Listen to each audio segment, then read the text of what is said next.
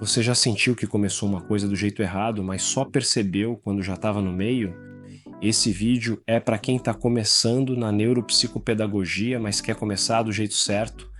E eu já vou te avisando, o que a gente vai conversar aqui não é o que se aprende em curso, nem o que vem no certificado. O maior erro de quem está começando nessa área não tem nada a ver com falta de conhecimento, nem com dificuldade em aplicar testes, nem com insegurança no atendimento. Tudo isso pode acontecer, claro, mas são consequências. O erro mesmo, aquele que gera todos os outros, é o foco errado.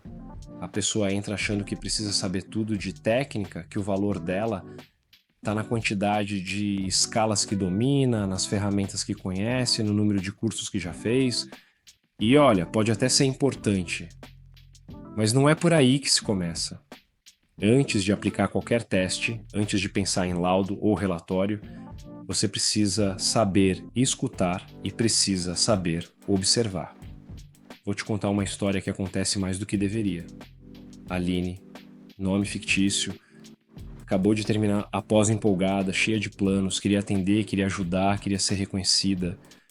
Começou a divulgar os atendimentos, atraiu os primeiros casos, mas aí travou. A mãe de uma criança perguntou sobre o diagnóstico. O pai queria saber o que fazer com a escola. A coordenadora queria um parecer formal. E ela não sabia por onde começar. Ela tinha técnica, mas não tinha estrutura. E foi aí que ela então percebeu que estava colocando a carruagem na frente dos bois e tentando pular etapas. É justamente isso que eu queria evitar quando gravei esse vídeo, que você pule etapas e sem a experiência ou conhecimento necessário para tal. Contudo, se você está aqui, é porque quer fazer diferente. E o primeiro passo para isso é entender quais são os pilares que sustentam a prática na neuropsicopedagogia. São 5, e nenhum deles começa com saber aplicar. Primeiro, escuta clínica. Escutar não é ouvir. Escutar é estar inteiro.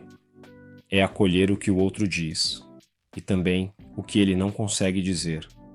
Na prática, a escuta vem antes da intervenção, antes do teste, antes de qualquer devolutiva.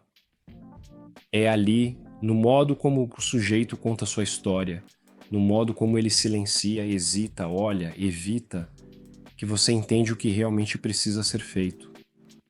Sem escuta, não há vínculo, e sem vínculo, a técnica não funciona. Segundo, leitura de contexto.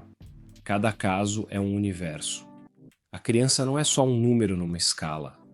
Ela vive em um lugar com uma história, numa cultura, com recursos, ou sem saber ler o contexto, é entender onde você está pisando, é saber adaptar, é reconhecer limites e também possibilidades. Profissionais que não leem contexto acabam reproduzindo fórmulas prontas. E a neuropsicopedagogia não é lugar para isso. Uma vez que você precisa de posicionamento ético e profissional. Você não precisa saber tudo, mas precisa saber onde começa e onde termina a sua atuação. Muita gente, no afã de ajudar, ultrapassa fronteiras, emite parecer, quando deveria apenas sugerir encaminhamento. Acaba dando conselhos pessoais quando o caminho ali era clínico ou educativo. Enfim, é importante ressaltar que ter clareza do seu papel protege você e protege o outro também, é claro. 4. Inteligência emocional. Você vai lidar com dor, com frustração, com expectativas que nem sempre se realizam. Se você não aprende a se regular, você carrega tudo e ninguém aguenta isso por muito tempo. Cuidar da sua saúde mental é parte do processo. E entender os próprios limites é maturidade, não fraqueza. 5. Estudo com propósito. Não é sobre estudar tudo, é sobre estudar o que te ajuda a entender melhor o sujeito que está na sua frente. Ler sem direção só gera ansiedade. O estudo que transforma é aquele que nasce da prática, que parte da dúvida real, do caso que te desafia ou da pergunta que ficou depois da sessão. Bom, se você entendeu esses 5 pilares, você já está na frente de muita gente, porque a maioria ainda acha que o valor do profissional está nos recursos que ele tem e esquece que o verdadeiro diferencial está justamente no modo como ele se posiciona. Você não precisa saber tudo agora, mas precisa estar disponível, precisa se permitir construir.